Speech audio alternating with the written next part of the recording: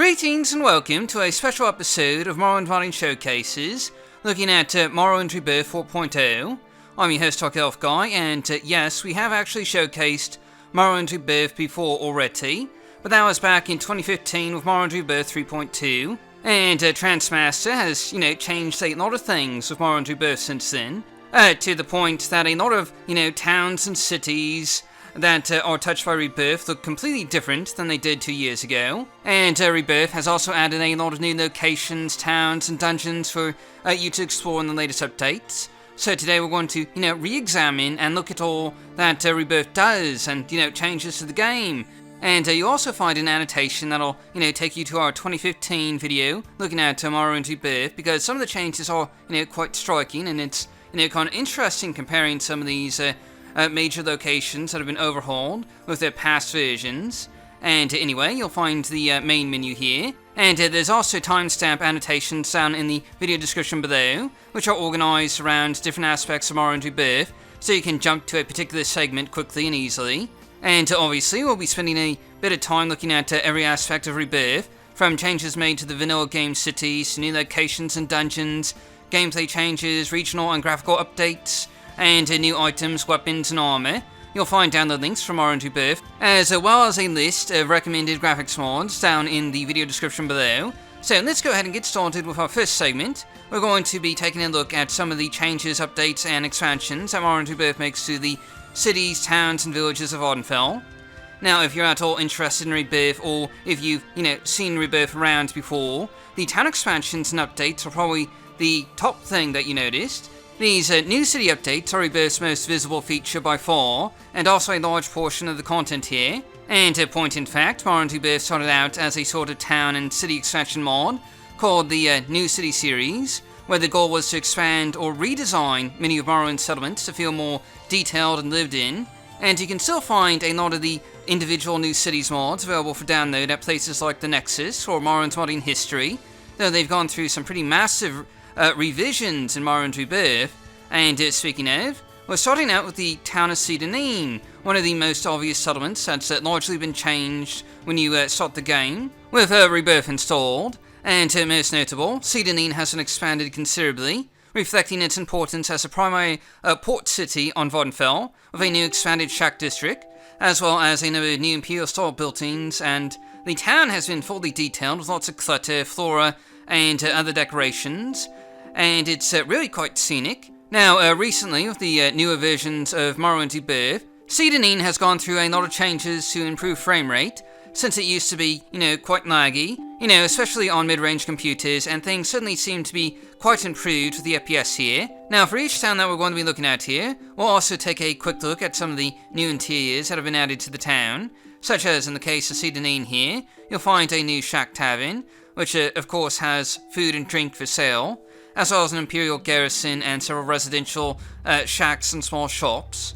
And next up, we're going to be stopping by Balmora, perhaps one of the biggest cities that's been changed by Rebirth, and you'll note that we're going to, take a look at each of the towns and cities that have seen the biggest makeover by Rebirth first, and then we'll also take a look at some of the smaller villages that, have only slightly been updated by Rebirth later on. So you'll see towns and cities like Balmora, Caldera, Ebonheart, and Saran first, before you go on to, villages like Ald Velothi, Vlaod, and the Telvanni towns that Rebirth only, slightly changes. And anyway, Morrowind Rebirth pretty much overhauls the entire city of Balmora, including a massive expansion of the market district in particular, with several new shops and street vendors that crowd the area here near the Siltstrider port, and there's even a new upper level street of taverns and shops to visit. And other than that though, Rebirth adds a lot of detail and clutter to the rest of Balmora here, from streetlights to overhangs, cluttered balconies with tables, barrels, crates and other containers, railings, and just, more plant life in general. The Odai River Canal has in particular seen a lot of changes, with the river going underneath part of the city, a new tower and house that's been added by Rebirth, and you also find a lot of new additions to the poor district, with outdoor eating areas, street vendors, gardens, and drinking wells for drawing water. You'll notice that Rebirth has added new drinking wells to nearly every town and settlement in Morrowind, something that was notably absent in vanilla Morrowind, So Rebirth does make a lot of these, sort of immersive changes in particular, since now the locals actually have a place where they can get their water from, instead of presumably from the Odai River, which is the only real water source that was available in Balmora before. Now, taking a look at some of the interiors here, most notably you'll find a ton of new shops to explore that provide a wide array of services, such as an enchanter's shop that sells unique enchanted scrolls, or, a small cafe that specializes in Dunmer food, so lots of ashams, crab meat, and other native food that you can find here for sale. There's also a new tavern where you can rent a bed for the night, or just explore and, get something to eat and drink. Each of these interiors is unique and, fairly creatively designed. And the next city that we're going to be taking a look at is the massive Imperial Fort City of Ebonheart. And this is probably one of my favorite locations from Morrowind Rebirth. The old Ebonheart of Vanilla Morrowind was always, a little lackluster, for, basically being the seat of Imperial power on Vvardenfell. And now, to say the least, it's a much more impressive looking sort of city with tall and grand towers and strong imposing fortifications. You can truly feel the might of the Empire when you visit Rebirth's version of Ebonheart. And the docks here have been enlarged and expanded. And now the primary plaza here is both wide and long, the perfect military parade grounds for the Imperial Legion. You'll notice Ebonheart is now designed specifically to withstand assault, and largely for military purposes, with, multiple levels of protection and defense between Ebonheart Castle and the Grand Council Chambers, and the entrance into Ebonheart itself. An invading force would have to, break through several, sets of walls and fortifications, gates, moats, and towers before they could strike at the seat of power in Ebonheart, which is as it, should be for a military citadel like this. There's also been a lot of details and clutter added to the courtyards of Ebonheart, from cargo awaiting shipment to training areas for the Imperial Legion, and so on and so forth. And Ebonheart itself isn't the only thing that's been changed here. The area just south of Ebonheart has also been cultivated, with small shack farms and dirt paths, which lends a bit of, civilization to what was an otherwise barren portion of the Ascadian Isles region. And this is a really scenic area of small fields, campfires, shacks and streetlights, and of course there's also a lighthouse here at the tip looking off into the inner sea, ready to guide ships into Ebonheart Harbour. And unlike in previous versions of Morrowind Rebirth, this lighthouse is now uniquely retextured to make it distinct from the Sudanese lighthouse, with a bit more of a sort of imperial style and texture to it. And we're next going to be stopping by Vivec, or rather the entrance to Vivec, as Morrowind Rebirth adds a new district to the biggest city on Vvardenfell, a special entrance district where you'll find a number of small shops, taverns, and residences before you get into the city proper. And this is another area that has seen a lot of changes since we saw it last in our Morrowind Rebirth 3.2 video. Most of the changes seem to have been geared towards making this district more lore-friendly and more tame than in the older versions. Most notably, there's a lot less terrain editing in the new 4.0 version of Vivec, but regardless, it's still a really nice looking district. There's not a whole lot of new buildings here, mostly just a tavern, a couple of shops, and the rest are almost entirely residential. Really, the biggest addition here is the Ordinator Barracks, located underneath the guard towers, which we'll be taking a closer look at in a moment. First, we're going to check out a couple of interiors here, including a small new tavern that you can see here. And most of these interiors are fairly small, but they do come with a decent amount of new content. Like, you can actually find some new items for sale at the merchants and shops here, among other things, and this is a convenient way to get some shopping done without actually having to go into that giant maze that is Vivec City proper. And taking a look at the Ordinator Barracks, this is one of the more unique city interiors added by Rebirth, I think, and certainly quite charming in design and style, while also serving as an immersive addition for all those, ordinators that need a place to stay outside the office of the watch. Most of these rooms are located beneath the entrance district, and they include a lot of basic features that a barracks would need, such as a dining room, kitchen, and training room. And I have to say, I really like the design here, especially with the upper level looking down upon the center area here and the training room in particular, so observers can, watch a training fight from above. But of course, given the amount of content we have to look at in this showcase, we can't really linger too long at any one place, so moving on, we're next going to be taking a look at the city of Saran, which Rebirth has, changed considerably. Though the basic design has largely stayed the same since Morrowind Rebirth version 3.2. First and foremost, Saran is now an actual harbour town with a docks that has quite a bit of, clutter that you might expect from a busy trading city on the sea. There's also longboat transportation to other towns in the region now, such as Ebonheart and Vivek, and the rest of the city has likewise also seen major changes, with the lower plaza given a pretty big cosmetic overhaul, as well as an expansion to include a new tavern, and new walls and gates to accompany everything. And the city is now divided into what's basically two levels, the lower level of shops, taverns, and the docks, and an upper level where you'll find residences, more shops, the temple, and also the manor house. And this upper level has been completely redesigned from vanilla Morrowind, now forming a sort of square-like shape with alleyways going through the buildings in the center, with an open park area in front of the temple and manor house. And personally, I think Saran is probably one of the more sort of scenic towns in Morrowind Rebirth, and it's certainly been given a lot of atmospheric touches as well. And we are going to look at just one interior cell here, the new tavern, which is nicely finished and decorated. I believe you can rent a bed here, if you so desire, as well as buy drinks and food, of course, but otherwise this is a largely cosmetic addition to the city, I think. Now, we're not quite done with looking at cities in the Ascadian Isles region, because Rebirth does a lot here, perhaps more so than any other region in the game, and the next town we're going to be taking a look at here is the village of Plegiad. Now, Plegiad, unlike Saran, maintains the same basic layout it had in vanilla Morrowind, only now there's more imperial fortifications, houses, shops, and farms to really make this small village come alive.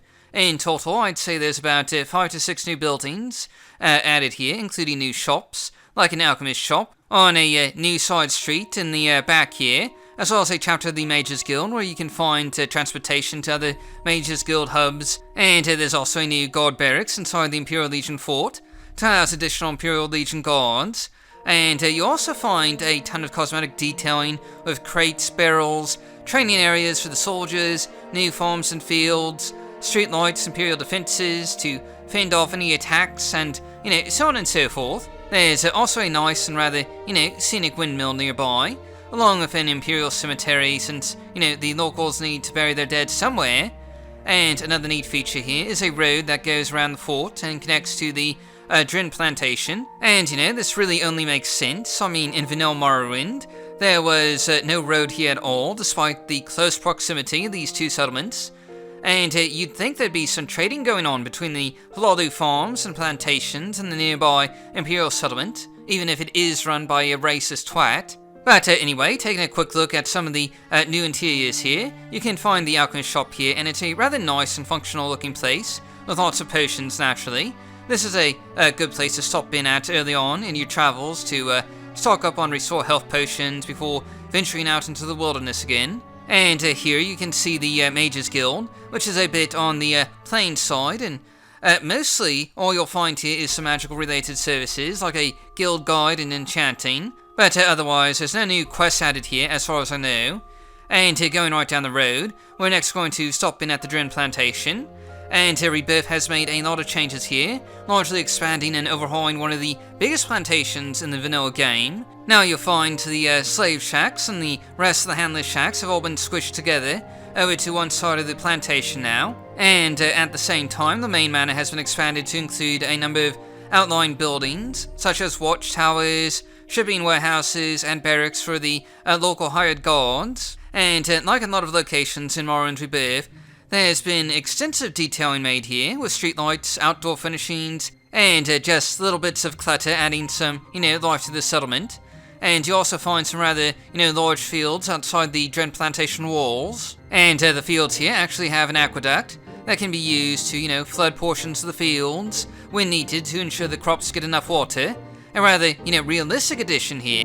Now, heading back to the West Gash, we have a few more settlements to take a look at. And I know, this segment has already gone on for what seems like forever, but Morrowind Rebirth makes just a massive number of changes to the towns and cities of Morrowind, and we're going to try and cover a fair number of them here, so, you'll know what your game will look like with Rebirth installed.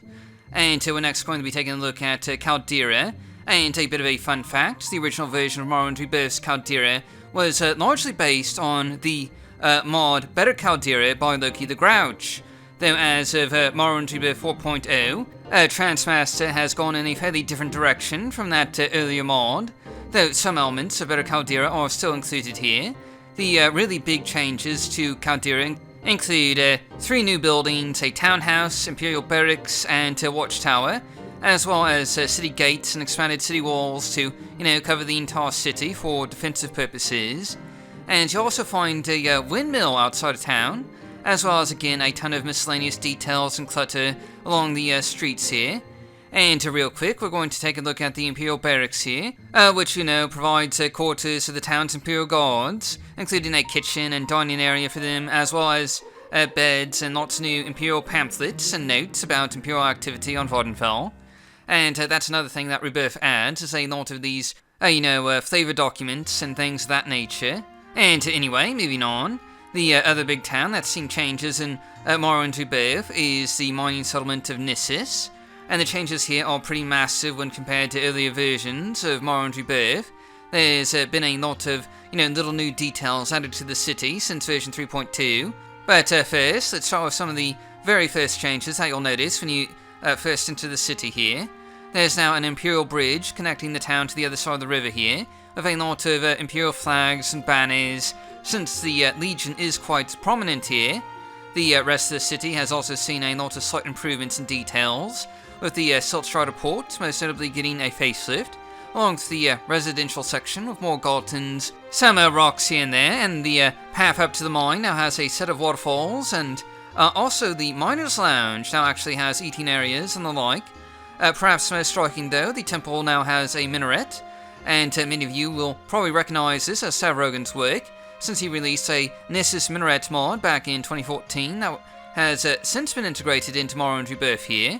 You'll also find a few other changes to Nissus, including more of those famed Westgash stone arches, though sadly, for some reason, Rebirth removes the large stone arch that originally dominated the northern entrance into the city, and replaces it with a much smaller arch. And truth be told, I like most of the changes here, except for that one. That large stone arch was pretty iconic to Nissus. I mean, you see it in a lot of the early Morrowind screenshots, and personally I think it adds a bit to the character. But anyway, going on to our next city, we're taking a look at Aldrun, which actually hasn't seen that many changes really. Most of the settlements of the Ashlands are still largely the same. The big differences here are that Rebirth had some more city walls, so that the town is actually defended on all sides, instead of, just broken down walls everywhere. And, Morrowind Rebirth also adds new gates that you'll find, and actually, Rebirth adds gates to most of the cities in Vanilla Morrowind.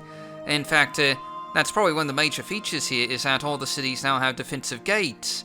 And anyway, other than that, not all that much has changed, aside from the temple complex on the other side of town. And many of you will recall that this temple compound was originally a separate mod by Xban. We showcased it a long time ago, and I think that was in episode 34 or so. And in some ways, Morrowind Rebirth is kind of a compilation mod that takes a lot of similar detail and immersion mods and combines them all together into one package. But anyway, this temple complex is quite beautiful and fully detailed, adding a new set of offices, Gwar stables, and a pilgrim's resting station to the back of the temple here. And of course, we're going to take a quick look inside. We have showcased this part of Rebirth and the original mod before, so we're not going to spend a whole lot of time in here. And these new interiors are largely cosmetic anyway. You won't find a lot of services in here. Just some rooms for the temple staff, bedrolls for pilgrims, and, things of that nature. And all these interiors are rather nicely detailed. And moving over to the nearby Imperial Legion fort, you'll find a lot more has changed with the Imperial Legion fort with Rebirth installed, much more so than Outrun. The fort now has a variety of visible defenses to fend off attacks, whether from blighted monsters or, local uprisings and the like. And the courtyard is much more detailed, with training areas, extra barracks, a small warehouse, a drinking well, and other miscellaneous clutter and details to help add a sense of life to this lonely outpost, the Empire's might. Now, there's only been a couple of other towns to look at here that have seen updates and changes with Morrowind Rebirth. One of the big ones here is the village of Voss. This is a small farming village, done in the Velothi style, and Rebirth has changed it a fair bit, making it a bit more, sort of squarish and flatter than it was before, and adding in again some more town walls. And you'll notice that Rebirth does this with a lot of settlements, which does kind of make sense. Vvardenfell isn't necessarily the safest place, so having some defenses would be important here. And Rebirth adds a new plaza to Voss along the northern side, and otherwise keeps all the same buildings. And, personally, I'm not entirely sure if I like this version of Voss. It seems a little plain to me, and loses out on some of that unique character that the vanilla version of Voss had, but that's just me. And one of the last cities we'll be looking at here is South Mora, and really, Morrowind Rebirth doesn't touch that much with the Azurean coast region, so most of the Telvanni towns and settlements are largely unaltered, but in the case of South Mora here, there have been a fair number of updates made to the docks and other areas of the town. You'll find an additional set of docks for transportation to more cities along the coast here, as well as a lighthouse that's originally from the Telvanni Lighthouse of Tel Bornora, released by the Redesigns Revival team back in 2013. And those are the really big changes here, but the rest of town hasn't seen that many updates really. Morrowind Rebirth does add some sort of Telvanni style streetlights and more lighting in general around town, along with some, minor detailing. But otherwise, this is the same old set of Mora from vanilla Morrowind. Now, Wolverine Hall, on the other hand, has been given a pretty large facelift, with lots of detailing and clutter in the courtyards here, with a well for drawing water and a training area for the Imperial Legion troops, and you'll note that pretty much all the Imperial Legion keeps have been given a major facelift, including Fort Moonmoth, which we kind of skipped over before. And finally, we're going to take a look at Ghostgate, which as a settlement has probably seen the biggest change between Morrowind Rebirth 3.2 and Morrowind Rebirth 4.0. If you saw our last showcase of Morrowind Rebirth back in 2015, you may remember seeing Ghostgate as this, rather massive and epic-looking exterior with defensive fortifications, but most of that is now absent in Morrowind Rebirth 4.0. For whatever reason, Transmaster has gone in a more toned-down, lore-friendly direction for Ghostgate. It's still more detailed and active than the vanilla version of Ghostgate, with NPCs hanging around and providing services, as well as a small Velothi-style inn for travelers. But again, otherwise, it's a pretty tame overhaul overall. And Morrowind Rebirth does also make some changes and updates to a lot of other towns and villages across Vvardenfell. But compared to everything that we just looked at, they're fairly minor and blend in rather well with the existing settlements, to the point that you may not even notice the new details if you're playing through these areas for the first time.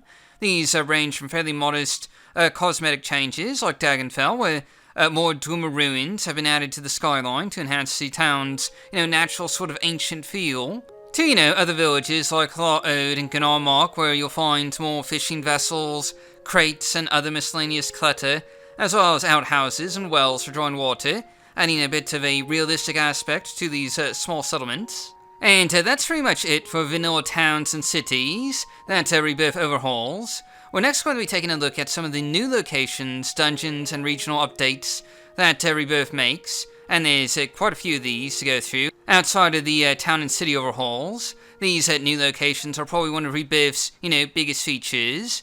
And first things first, we're going to stop by the Bitter Coast region outside of Cedardine, because this area, more than any other, has seen a lot of changes, visual updates, and new atmospheric locations added. Probably one of the most notable features of this sliver of the Bitter Coast now is that it has actual streetlights lighting the way to Cedardine, which is, of course, quite atmospheric during the, evening and nighttime hours. You'll also find a new small Imperial Guard post on the road between Cedardine and Plegiad, providing extra security for travelers, and there's just a lot of detailing in this area in general. You can find tons of little, hidden loot caches, corpses, and other atmospheric additions if you explore the Bitter Coast carefully, making it a region more friendly and open to exploration by new characters. Well, I say friendly, but in reality there are a lot more bandits and smugglers that you'll have to deal with out here, but more on that later. And anyway, before we move on, I did want to take a quick look at one of the dungeon overhauls in this region. Morrowind Rebirth adds a slight facelift and expansion to the Sumeri's Ancestral Tomb, one of the more famous tombs in the vanilla game, since it's where you'll find the legendary artifact, the Minter's Ring, But of course, in vanilla Morrowind, the tomb was, quite small, and not much of a challenge, leading to new players easily getting this extremely powerful and expensive ring quite, quickly. And there's been a ton of mods that have tried to, add proper expansions here over the years. And basically, the Rebirth expansion just adds 3 new small wings to the tomb, as well as a lot more hostiles to fight through before you can claim anything. And sort of going on, Morrowind Rebirth does also add a variety of new dungeons to the game as well, such as this Imperial Legion Keep in the Ascadian Isles region, located not that far away from Plesiad actually. But obviously, this Imperial Legion outpost is no longer under the control of the Legion, as evidenced by the, number of skeletons wandering around outside. Some terrible thing has happened here, and of course you'll get the opportunity to find out what's happened should you manage to break through the locks here and head inside yourself. Now, Morrowind Rebirth adds about 5 or 6 new dungeons to the game in total, possibly up to 7 now. I haven't really been keeping track, and each of these are fairly unique and different from the last. Many of them were built by Dungeon Master Forgor, such as this one here, and in the case of the Imperial Legion Keep, you'll first find yourself in a typical, sort of Imperial structure, but it's pitch black in here, and you'll have to find various light sources in here, and, light them, in order to help guide your way down, and the rats and rodents that occupy these chambers will eventually give way to skeletons the further down you go. And in the basement, you'll find the apparent cause for this keep's doom, a broken wall leading into a set of caverns beyond. Presumably, the Imperials were expanding their chambers when they accidentally stumbled upon some, terrible dark secret down here. And of course, this eventually leads to an ancestral tomb of some sort, where you'll be facing off against the undead, many of whom will rise up as you approach. And this is actually one of the larger new dungeons added by Rebirth, probably the second largest in terms of total size, I would say. And in total, Forgor has supplied 3 rather large dungeons to be found and explored in Rebirth, each quite a bit different from the others. But they're all extremely detailed and atmospheric, and each of them will probably take between an hour and 3 hours to fully explore and fight through. And while we're looking at dungeons, we're going to take a quick flyover of Rebirth's newest dungeon, Fort Ashmoth, located deep in the Malagomur region of Vvardenfell. This is a large and grand looking Imperial fort that has apparently fallen to some unknown invaders, and you'll find a lot of atmospheric and environmental storytelling along the exterior here, with overwhelmed defenses, knocked over barrels and crates, and corpses left strewn about, adding a tantalizing mystery of what all, happened to the former occupants, some of whom are still around, summoned in undead form here, and cursed to patrol the courtyard even in death. This is a really cool and really, scenic new dungeon to explore, where we're going to skip over the interior here, since this was a newly added dungeon and I'd rather avoid spoilers if I can. And not only will you find a decent number of new dungeons out in the world, but you'll also find a portal to one of the vanilla game Daedric shrines that'll transport you to a realm of oblivion, which is a hellish looking place full of hostile creatures, lava, and of course ancient Daedric structures. This is a pretty iconic dungeon that's included with Rebirth, and a lot of fun to discover on your own. So we're just going to, quickly move on so as not to spoil anything here. And there's just one more new dungeon I'd like to take a look at here real quick, and that's the Balmora Underworld, located, as the name would imply, beneath the streets of Balmora. Now, most of you probably know that this part of Rebirth is actually available as a standalone mod on the Nexus, that you can download today if you don't want to have everything else that's included with Rebirth. And anyway, this is another Forgor dungeon, and it actually starts out with some rather scenic underground marketplaces called the Thousand Lanterns Way, presumably named after the Thousand Lanterns that light the path down here. But beyond these colourful chambers though, you'll find a pretty massive dungeon, the largest added by Rebirth in my estimation, though in order to find it you'll have to, keep your eyes out, since it's fairly well hidden. Apparently, a rogue group of wizards and mages have taken to some sort of excavation beneath the city streets here, digging a tunnel deep into the ground, and as it turns out, this will eventually lead you to a rather extensive set of Duma ruins. And I really can't say this enough about Forgor's work. These dungeons are pretty fantastic and are without question one of the major features of Morrowind Rebirth, providing a lot of new and memorable content to explore, even though they typically don't come with any quests or the like. But anyway, moving on, Morrowind Rebirth also adds a ton of new locations to the game that aren't, dungeons as well, such as new landmarks, settlements, and trading posts for you to find. And starting out, we're going to take a look at one of the more unique landmarks, a Telvanni-style lighthouse near the town of Telmora. And again, this is another mod that's been merged into the Morrowind Rebirth master file.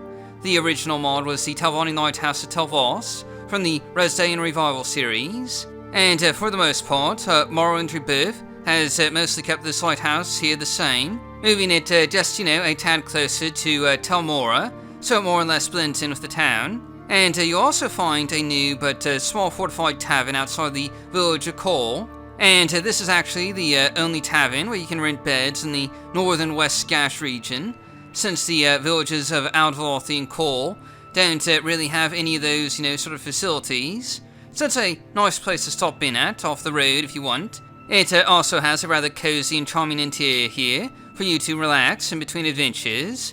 And while we're in the West Gash region, I would like to just take a bit of time to point out some of the other changes that Morrowind Rebirth makes here. Since this isn't just a content and overhaul mod, there's also a number of graphical updates, model improvements, and cosmetic changes, pretty much all over the place as well. Most notably, in the West Gash region, Morrowind Rebirth replaces some of the trees with a rather interesting and unique sort of autumn-style tree here, making the West Gash region a rather scenic place to explore, in my estimation. Though, having said that, that's hardly the only graphical updates included here. There's a ton of graphical updates for architecture, ground textures, plants, weapons, and other miscellaneous items. Though, of course, Morrowind Rebirth is compatible with both the Morrowind Graphics Overhaul 3.0 and the more recent Morrowind Step Guide, in case you're wondering. You can just install Morrowind Rebirth over that, and all those graphical changes will just, overwrite the Morrowind Graphics Overhaul changes or what have you. And moving on, Rebirth does add a couple of new settlements and villages to the game world, as well, including a small Raydoran outpost out in the northern Ashlands region, an area that notably didn't really have any signs of civilization at all in vanilla Morrowind. It's really not much to look at, just a couple of buildings surrounded by a few walls and towers, and this is really more of a military outpost than anything else. Basically a Raydoran foothold to keep an eye on Sixth House activity in the region, but it's nicely detailed and a fairly charming place to visit, with a nice atmospheric touch to this particularly desolate part of Vvardenfell. And to going inside, you'll find a number of basic services, like, an alchemy vendor that can supply you with cure common disease and blight potions, which is always important to carry around out in the wilderness, as well as a few other basic services. There's also a new village at Aldridania, a small shack village in the style of the numerous other, coastal fishing settlements of Vvardenfell.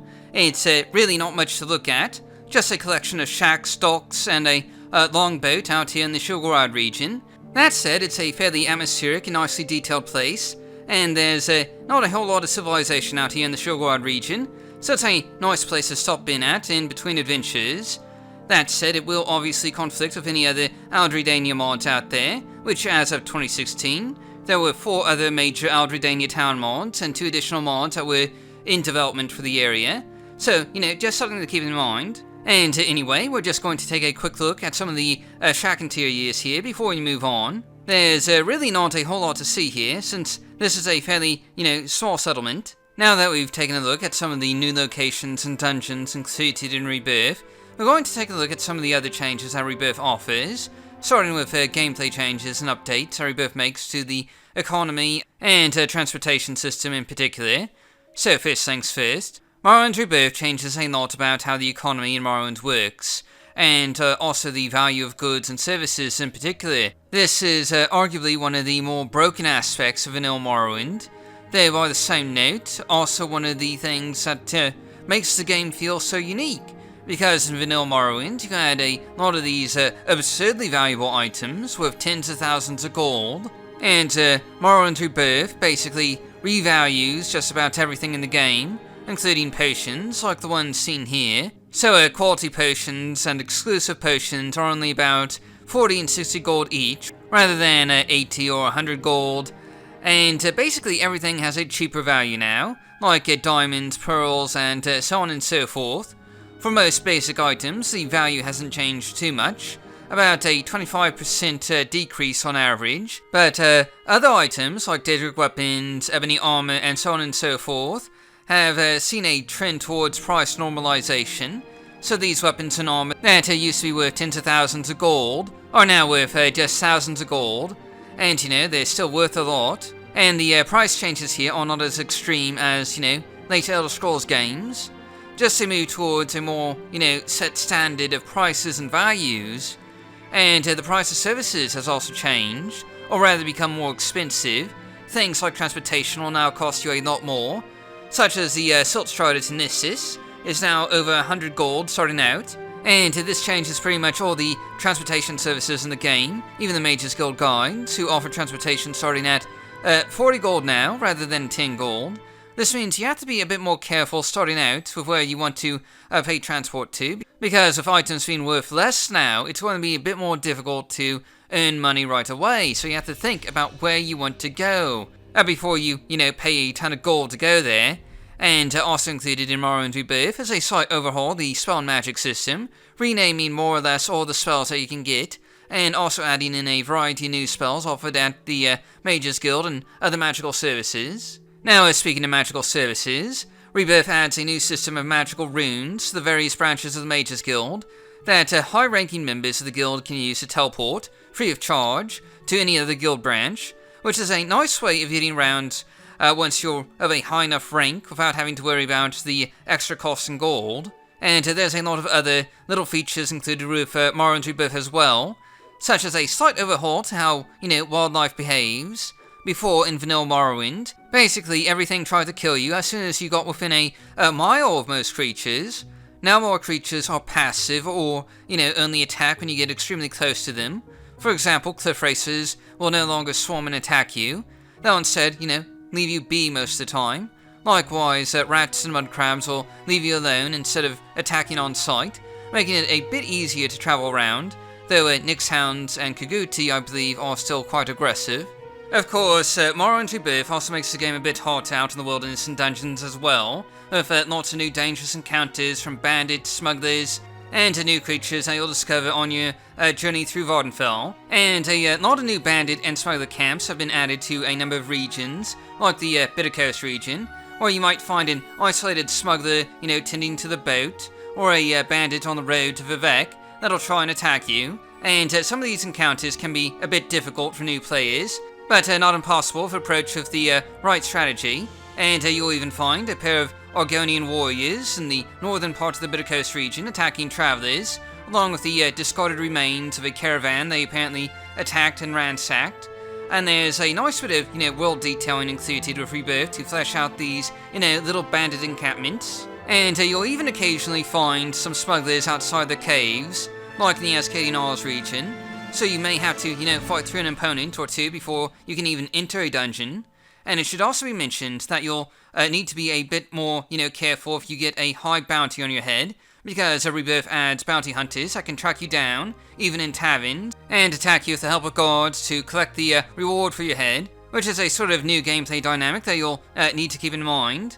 And Morrowind Rebirth also adds a lot of new creatures to the game, including a wide variety of new undead skeletons for you to face when you explore tombs and other undead-infested locations. The big change here is that a lot of these skeletons are wearing armor, like Nordic, Imperial, Endural, or just common leather armor of some kind. And there's also a number of skeleton mages that you might come across that can cast various spells like frost damage, fire damage, and so on and so forth. And this all makes tomb delving a bit more challenging, especially for later levels. And of course, that's not all. Rebirth also adds a variety of new Atronachs to the game. I believe some of these may have originally been Melkor's work, but anyway, there's Earth Atronachs and Flesh Atronachs, which I think you can encounter in Daedric Ruins, along with some other Melkor-inspired creatures.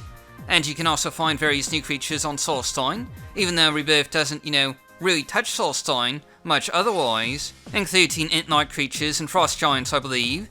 And these are just a few of the new creatures added to Solstheim's level list, but they won't affect other mods like Solstheim Tim the Snow Prince, so you can still play with both if you so desire. Now, another big thing to note here about Morrowind Rebirth is that it does include a ton of new items for you to find, either at various merchants or out in the world somewhere, including some new artifacts for you to discover.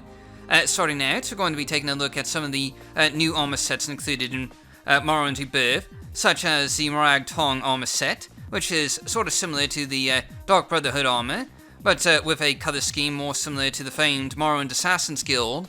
And it does kind of, look like the vanilla Morrowind's Netch armor as well. And here's another new armor set, and that's the Golden Saint armor, which can be worn by both men and women, though it may look a bit odd on some characters. But either way, this basically allows you to wear the same armor as the Golden Saint Daedra, so it's a nice immersive addition. And taking a look at a few more items here, Morrowind Rebirth includes a few sort of bug-like shields in both green and blue color schemes, and these are typically used by Ashlanders out in the camps, and they do, kind of blend in rather well with the chitin armor scheme of Morrowind. And there's also a wide array of new ebony weapons added to the game, such as ebony katanas and tantos, like you can see here.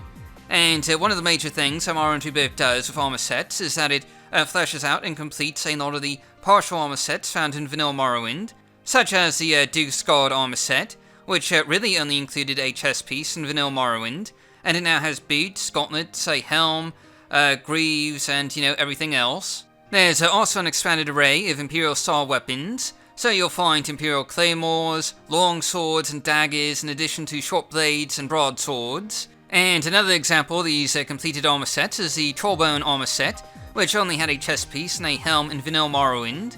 Now it comes fully equipped with greaves, boots, pauldrons, and braces. So if you're a fan of medium armor, or I guess this might be heavy armor actually, this is a pretty nice set for you to check out, and the new armor pieces really blend in perfectly with the old vanilla ones, I gotta say. And Rebirth also adds a variety of new crossbows and face masks to the game world, including crossbows for ebony weapons, silver weapons, Daedric weapons, and so on and so forth. And the face masks here blend in rather well with Morrowind's volcanic environment, and you'll occasionally see NPCs wearing them. Now, we're going to take a look at a bunch of the new weapons and items that Rebirth adds to the game, and there's quite a few of them, especially weapons with new additions to the Dwemer, Ebony, Daedric, Imperial, and silver weapon types especially.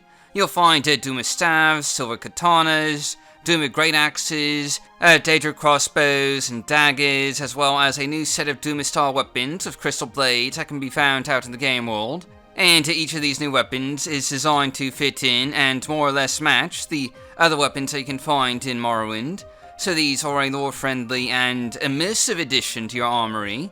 And in addition to all that, there's also a number of unique artifact weapons, some of which you can get from fighting through the new dungeons that Rebirth adds, as well as long spears for ebony, Daedric, and Dwemer weapons, new artifact shields, as well as new throwing weapons, and so much more. And a lot of this stuff looks pretty cool, I gotta say. And a few of these artifacts have some nice and powerful enchantments on them. Of course, weapons and armor aren't the only things that Rebirth adds. Morrowind Rebirth also adds in a number of new ingredients, potions, booze, and other miscellaneous items, such as sapphires, guar meat, and a number of other items.